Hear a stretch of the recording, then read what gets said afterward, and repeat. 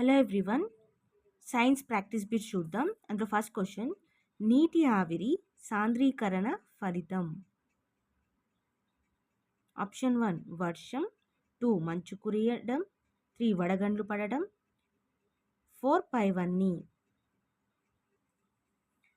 నీటి ఆవిరి సాంద్రీకరణ ఫలితం వర్షం. 1 కరెక్ట్. నీటి ఆవిరి నీరుగా మారే ప్రక్రియ. బాష్పీభవనం, సాంద్రీకరణం, ఘనీభవనం, ద్రవీభవనం. నీటి ఆవిరి నీరుగా మారితే దాన్ని బాష్పీభవనం అని అంటారు.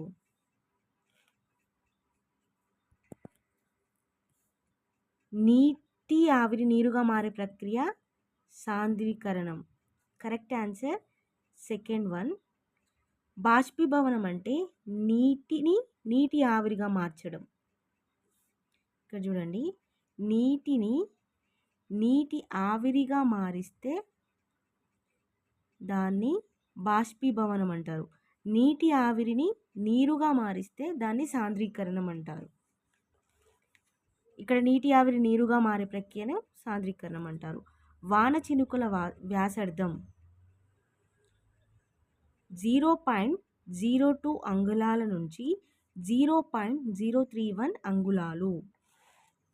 వాన చినుకు వేగం గంటకు 3 నుంచి 18 మైళ్ళు, 7 నుంచి 18 కిలోమీటర్లు, 7 నుంచి 18 మైళ్ళు, 3 నుంచి 8 కిలోమీటర్లు. Option 3 correct. 7 నుంచి 18 మైళ్ళు. ప్రకృతిలో నీరు ఎన్ని రూపాల్లో లభిస్తుంది? 3 రూపాలు. మంచు,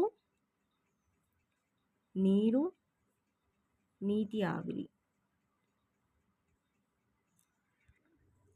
సిక్స్త్ క్వశ్చన్, బాష్పీభవనముకు వ్యతిరేక ప్రక్రియ. సాంద్రీకరణం, ఘనీభవనం, ద్రవీభవనం, ఉత్పరణం. సాంద్రీకరణం.